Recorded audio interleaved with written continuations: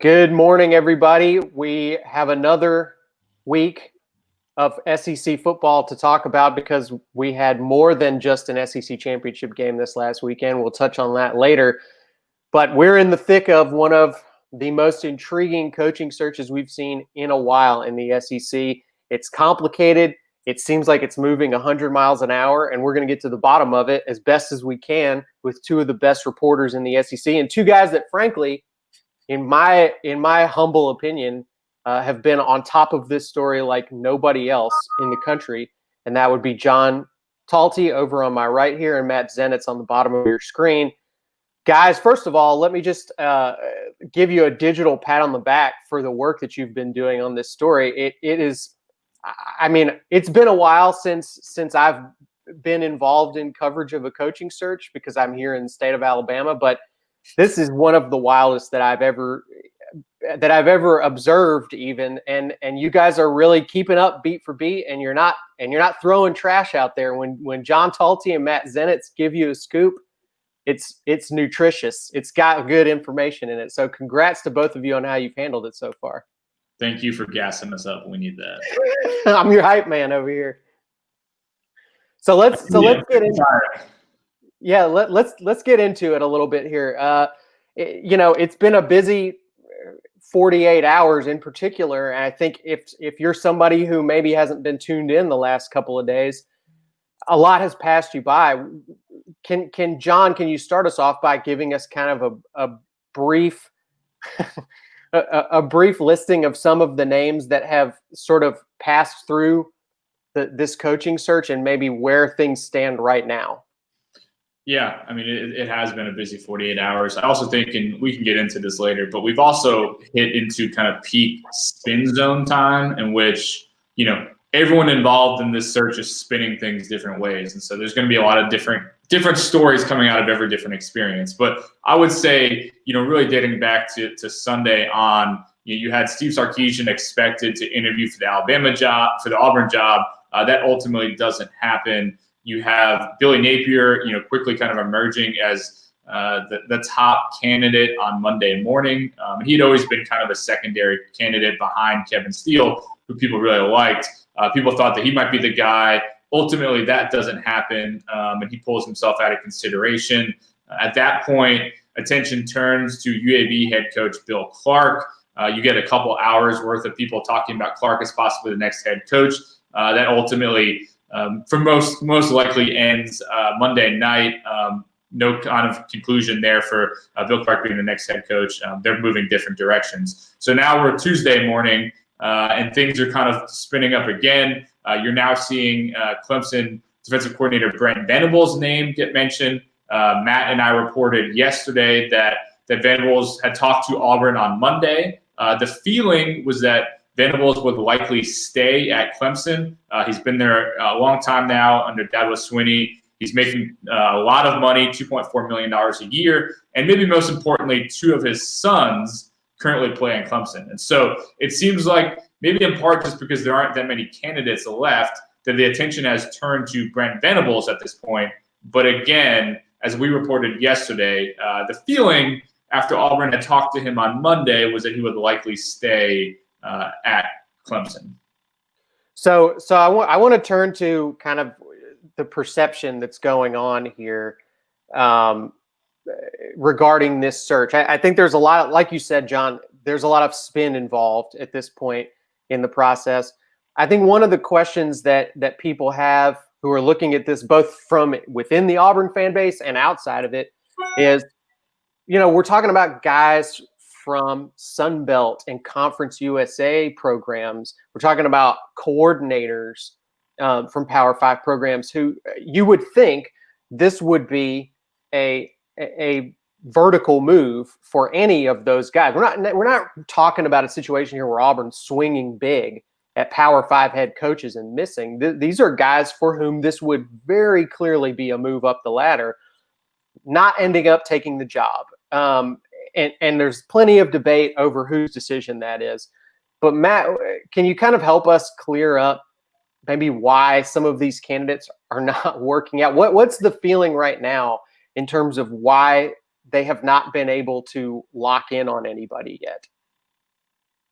Well, there hasn't been a consensus, first of all, behind the scenes on who the ideal candidate would be. So in influential positions who have been very much supportive of Kevin as a top candidate and have wanted him to be the guy, while there have been others like school president and others involved in that, including Alan Green, who have wanted more of a thorough search. And then to go along with that, people involved in that process that just were outright against Kevin in terms of him being hired as the head coach. And I think that's been continued to be the case throughout the course of this process in terms of other guys to go along with that, including Bill Clark. So Bill Clark, obviously well respected in the coaching world based on the work that he's done at UAB. But at the same time, as John and I mentioned in what we put out yesterday, that there were people in influential positions with Auburn, some of those booster figures who at the same time were not as enthusiastic about the prospect of Bill Clark being the next Auburn head coach. So to be clear in terms of some of this, there have been candidates like Billy Napier, who was offered the job and turned it down because based on how it was worded to me by someone who has a feel for Billy's thinking related to that Billy has a certain set of criteria that he's looking for in terms of his next opportunity. And there were elements of this that didn't meet some of that important criteria. At the same time with Bill Clark was not offered the job. He did not turn down Auburn. Things just have progressed in a way where it looks unlikely that Bill Clark is ultimately going to be the next Auburn head coach. And then to circle back on Steve Sarkisian also, the expectation was that they were going to get an interview from him this past Sunday, and they were definitely interested in having discussion with him. He was somebody who throughout the course of this entire process had been mentioned as one of the names most of interest to them to go along with the Kevin Steeles and Billy Napiers of the world. But at the same time, based on what I've heard, there were some influential people from an Alabama perspective that had some conversations on Friday with him and were able to successfully kill that interview. Interesting stuff on the Alabama side of it. We'll definitely get into that a little bit more later in the show. Before we do, though, I want to back up a little bit and zoom out on this search because, again, as I mentioned, you guys have really been incredibly tapped in on this story. You've been beat for beat with it as it develops. And I want to kind of peek behind the curtain a little bit on this and talk to you guys about what you've sort of been seeing as you report this out. And obviously, you're reporters. I'm not going to ask you to reveal how any of your tricks are done here. But John, give me kind of some perspective because you're a guy who's been covering the SEC for a long time. But this is your first time covering a coaching search at Auburn specifically. I'm curious kind of what it's shown you or sort of how it has informed your view of how things work. I think Auburn's always had this reputation nationally as a school where there are highly influential boosters that get involved in important decisions. But what's been your perspective? And I guess has any of it surprised you how this has played out behind the scenes? Yes and no. I'll tell you this, right after, Gus was fired, I talked to a really good industry source, and that person told me the number one question with Auburn is going to be who is making this hire. And for most schools, that answer is the AD or it's the president. It's usually one or the other. Usually it's the AD makes the hire and he makes the recommendation to the president, and the president, stamps it and it's done. But the fact that was even a question, I think, shows why Auburn is a little unique. People knew that there were going to be some challenges, with this search. Another person I talked to said the biggest issue with Auburn is that there's too many cooks in the kitchen. And what you've seen, I think, play out over these, since they fired him on Sunday, we're on day 9 now. What you've seen are just a lot of people trying to get in the mix to get what they want. And so you've seen, I think, Zenitz kind of hit on this a little bit earlier. You've seen kind of basically people develop into what I call camps. You've got the pro-Steele camp, and then you've got the anti-Steele camp. And I can tell you on both sides of that are very powerful people. And so typically you hope to try to get everybody aligned. That's the key to, I think, any real major search for a football coach or basketball coach is trying to get everybody aligned as best as possible. That's always challenging. At every school, there's going to be people pulling in different ways. But I think at Auburn, it's more pronounced. And I think what's also interesting about this one is that, again, as we reported yesterday, Kevin Steele is not completely out of this search. I saw there are a bunch of reports that Steele was out. People that I talked to, again, said that he is not out of it, and there's still people pushing for him. So maybe in a normal situation, you make a push for a guy, he gets shut down, and that's it. But with Auburn, you continue to see people push for. Got some breaking news here. Brent Venables, Pete Thamel was reporting crossed Brent Venables off the list. Again, as we first reported yesterday, Brent Venables was expected to stay at Clemson. So just check off another guy from the list if you want. A little breaking news. This live stream podcast, you'll probably already know it by the time you listen to this. But check off another guy. And again, not to toot our own horn here, but I think we were ahead of the curve on that Venables one too, which a lot of people were pushing today. You were, John. I appreciate you breaking in with that information, though. That's the nature of doing a live show like this. Is sometimes you're going to hear that while we're talking, and sometimes John and Matt's phones are going to blow up in the middle of one of these shows, and they're going to take off without explanation, and we're understanding of that if it needs to happen. So let me move. Just before we move on from the Auburn coaching search aspect of our show today, Matt, you talked a little bit about some of these guys in specifically Steve Sarkisian, but some of these other guys getting, sort of using this search as an opportunity to get raises for themselves. We already saw it with Mario Cristobal. That's part of the game. It's part of what happens here. But usually coaching searches end up resolving in a certain direction on a guy who does see this as a good opportunity. As I'm asking your opinion, your judgment on this a little bit more than your reporting, but as we're starting to see this sort out, and as this coaching search plays out, is it fair to say at this point that that maybe Auburn timed this search poorly, that maybe this wasn't a great year to get into the coaching market just because of how few schools have jumped out there on the market, how things have played out just in the overall atmosphere of college football? I don't know if I'd necessarily say that. The bigger thing I would say is that it hasn't been handled well in terms of maybe the leadership behind the scenes, and that's been kind of exposed throughout the course of this process.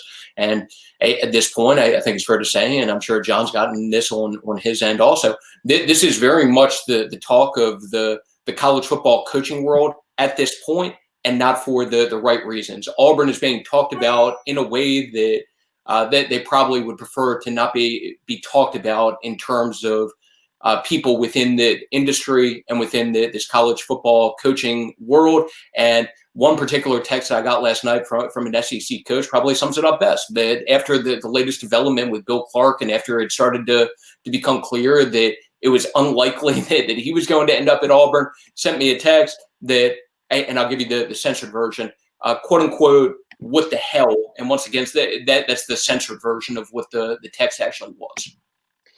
Looking less and less likely every day, like Auburn is going to blow the roof off with this hire, but you never know till it's over with. It's always exciting when coaching searches happen.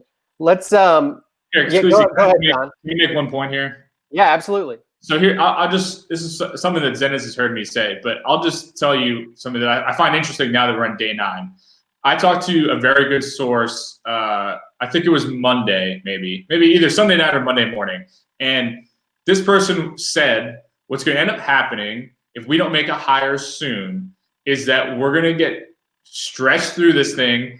We're going to have certain agents, and I won't say the name because they'll probably hunt me down, but there's an agent in particular that people know that we are going to get played by this guy. We're going to talk to his candidates. They're going to make a big show out of pulling out of consideration, and it's going to look like a total disaster. And then we may end up hiring Kevin Steele at the end anyway, and we're going to look like idiots. And I'm not saying they are idiots, but that guy was pretty dead on so far, because what's happening, again, this is such a perception and narrative battle, because some of this is true, some of it's not. There's all kinds of misinformation out there right now, but Auburn is being made to look very bad. You're already seeing the comparisons to Tennessee, and the longer this drags on, the worse that gets. And again, they have had Wednesday targeted as a while, as the day they want to have the search ended. If it goes past that and goes through Christmas, you're looking at Monday maybe for a hire, and that's when everyone's talking about how this is one of the worst searches ever. So they are in a critical period right now in which they need to have a hire done soon,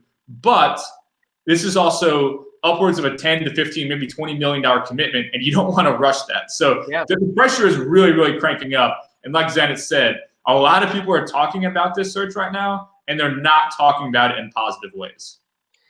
And this is just living proof right here of why so often agents end up, we'll say agents / coaches, win this negotiating war when this stuff happens. It's because all the schools think you're nothing without us, but when the coaching searches start to happen, boy, that dynamic flips in a hurry. And that's why guys like Gus Malzahn walk away from their jobs with $20 million buyouts, is because they end up having the leverage when the school needs the coach. It's tough. Let's move on to the college football playoffs, which was a contentious issue of its own earlier this week at the bottom of the playoffs, at least for that 4 spot. Really no debate at the top. One of the most boring first 3 slots we've ever seen play out in the college football playoff. Everybody knew that Alabama was going to have that 1 spot. Everybody knew Clemson was going to be there at number 2. And I think right now, heading into these semifinals, there's so much anticipation and belief right now that this is going to be an Alabama Clemson national championship game, to the point that Matt Zenitz on the Alabama side, we've got almost a 3-touchdown point spread in a college football playoff semifinal game. What's the feeling like so far around Tuscaloosa about this playoff field, and is there sort of a narrative emerging at all that from these Alabama players, from the coaches, about the field that they're about to face? Well, just from my personal perspective, I just don't see Notre Dame matching up well to Alabama. I think that going into this, that there were obviously a clear top 2 in terms of Alabama and Clemson, and to me, just a clear top 3 in terms of talent as far as these teams, with Alabama, Clemson, Ohio State, and then a drop-off after that in terms of teams that realistically could be competitive with the combination of these 3 teams. So whether it was Notre Dame, Texas A&M, whoever, I would have had a hard time seeing any of those teams be legitimately competitive against the Alabamas, Clemsons, and maybe even Ohio States of the world. So I would be very, very surprised if Notre Dame beat Alabama. I would be surprised if it was even a competitive game throughout. But I will throw out, in terms of Notre Dame, that they do have the Buckus Award winner. They have an offensive line that's one of 3 finalists for the Joe Moore Award. It's not like they're completely devoid of talent, and obviously have a quarterback, Ian Book, who was mentioned as a Heisman Trophy contender throughout the course of the year also. But at the same time, just got blown out by Clemson. It was a 3-touchdown game, and I think it could be a similar outcome when they match up against Alabama also. And obviously things continue to move in a direction where it seems very realistic that this could be round 4 in terms of national championships with Alabama Clemson in the last 6 years. Well, I before I go to John for his take on this, one thing I do want to ask you about, Matt, is about the loss of Landon Dickerson, which was obviously a big blow and a big emotional moment in that SEC championship game. Your thoughts so far, just as a guy who knows this roster really well, about the impact of that and how they'll replace him? It's extremely significant. So obviously he isn't as big of a name on a national level as the Devontae Smiths, Mac Jones, Najee Harris's of the world, but he's an all-American caliber player at a critical position, even if he's a guy that casual fans probably don't talk about on a regular basis. He has been the leader of one of the best offensive lines in recent college football history, and that is definitely a concern for Alabama going into the playoffs, losing a guy like that at center position, where, no offense to Chris Owens, but you're going to have a drop-off there in terms of talent at that spot. And once again, that's a critical position. Well, we'll definitely be keeping an eye on how that goes. John, I do want to ask you about the playoff picture on a larger scale. I mean, I think we kind of hear this every year from our friends in the media, certainly from fans, this kind of outcry about the number 4 spot. And we hear the same response from the College Football Playoff Committee and the conference commissioners, which is, hey, if we expanded it to 8, you'd all be complaining about who ended up at number 9. Do you sense that that this is particularly a significant year in that discussion, in that debate at all, if only because everybody's so mad and views this Notre Dame selection as so pointless? Well, I don't know. I mean, I think what's going to be interesting is that, I think there's a couple more years left in the current deal. Certainly, you're seeing the group of 5 leaders. I think AAC Commissioner Mike Oresco, in particular, has probably been the most outspoken that this is just basically a rigged system, and we never have a shot to make it in. It'll be interesting when they negotiate that next deal, whether there is any changes, whether you would think the group of 5 schools would certainly push to have more teams included in it. I think we already know where SC Commissioner Greg Sankey stands, because I think he was the one who even said, if we push it to 8, they'll just complain about who's number 9. I will say, just in general, I think if ever there was a year to have 8 teams, I think this was the year to do it, because it was so unprecedented.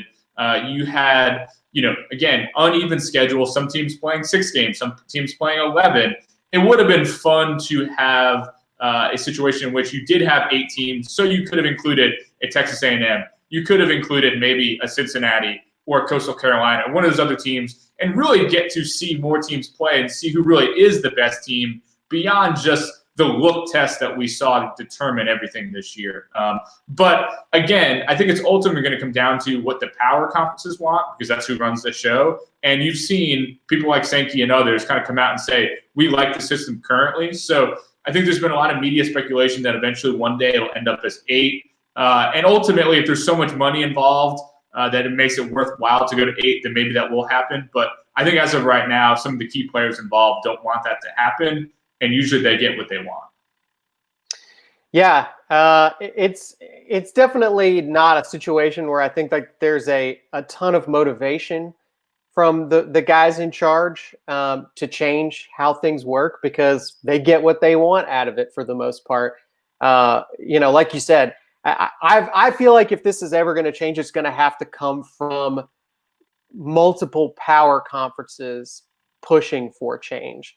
And, look, maybe the Pac-12 says we're sick of getting left out of this all the time. Maybe the Big 12 gets frustrated with it. But for the most part, I mean, look, the ACC and the Big 10 and the SEC are happy with how the playoffs work. And I think as long as that's the case, it's going to be tough for anybody else's opinion to matter too much in how this thing works. But that said, let's just looking at this what we all presume to be the 2 best teams in this playoff.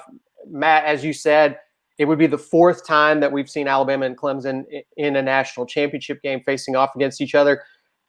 What's your feeling right now, having seen Alabama obviously a lot of the year, but also having watched Clemson in a couple of games, how these 2 teams would match up? Is there a chance? I guess let me put it this way.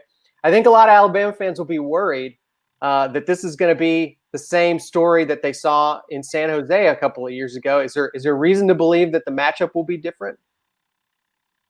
I think there are only a couple teams in the country that could present a matchup with Alabama where I would legitimately go into that game questioning whether that team could beat Alabama. There aren't many teams that I would realistically give a chance going in. Clemson would obviously be one of those teams. It wouldn't just be slam dunk and a shock if they were competitive with Alabama.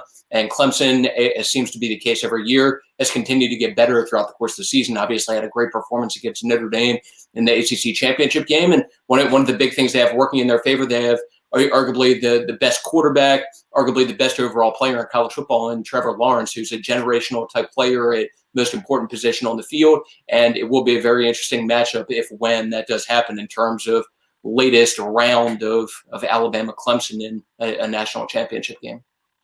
Pretty fascinating that this is, I'm sure a lot of people are sick of it, but it will be an era of college football that I think people look back on and say it was pretty incredible that happened. This sort of repeated heavyweight title fights between these two programs. And not be over either. Both of them, in terms of Alabama and Clemson, have some very good young quarterbacks who currently in backup positions, but seem like they're in line to be very good players also. So who knows? We might get Alabama Clemson round 5, Alabama Clemson round 6, may get up to Alabama Clemson round 8, 10, 12 by the time it's all said and done. You're doing the LeBron James. Not 1, not 2. Yeah. Well, we will definitely be keeping you guys apprised of everything that develops as far as Alabama getting ready for the college football playoffs. We will be keeping you posted on the Auburn coaching search. Definitely, if you are not already following John Talty and Matt Zenitz on your social media platform of choice, particularly Twitter, get on it. They're going to keep you up to the second posted on good information about this coaching search. And guys, I guess in the meantime, let me leave us off with just a quick your one more candidate throwing his name in the ring for this Auburn coaching search. Anthony Schwartz, wide receiver at Auburn, says he took Auburn to a 14-0 season on NCAA, so he should get an interview. At this point, I mean, we're talking about somebody. We need to get some offensive energy into this Auburn program. Is Anthony Schwartz a viable candidate at this point? Who knows? I mean, I will say, I think if you aren't already also following Anthony Schwartz, it's worthwhile. Yeah, you should. Because he is reacting in real time to every Auburn coaching program. And it's very amusing just to see him. He was obviously, I think when we put out something about Sark interviewing, he was into that. I don't think he was into Bill Clark based on some of the tweets. You can read through his tweets to see how he feels about every job candidate. He definitely seems to be favoring offensive coaches, understandably. Exactly. Yeah. So yeah, we'll. I would not be surprised at this point. To actually add a serious point to this, I would not be surprised at this point and I think you'll probably start to see it happen in the next couple hours. I would not be surprised if you saw agents reaching out to Alan Green and the search firm trying to get their guys into the mix today. Because again, there aren't many known candidates left for this job. You've seen some names that Zenitz and I've heard over the last 24 hours. Brian Harsin at Boise State, Neil Brown at West Virginia. I wouldn't be surprised if you saw some of those names start to pop up as people try to push their guys into the mix. Because I mean, where else are they going to turn? Your standards start to change if you get turned down or things don't work out enough times. So definitely, this search is not done being interesting and being unpredictable. And we will do our best over at AL.com to keep you guys up to date on it, particularly these two gentlemen who join me here every Tuesday. Also, if you are not already subscribed, you can find us on iTunes and Spotify under First Down South. We post this show there every week as a podcast if you just want to do audio format. So it'll be up there later today once we get the episode updated. So subscribe on those two platforms too.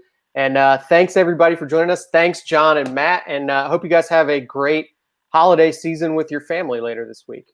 You too, Matt. My hope for all of our sake is that the next time we do this show, we know who Auburn's head coach is. I think we all would love for this to be resolved by then. Yes. So we'll see.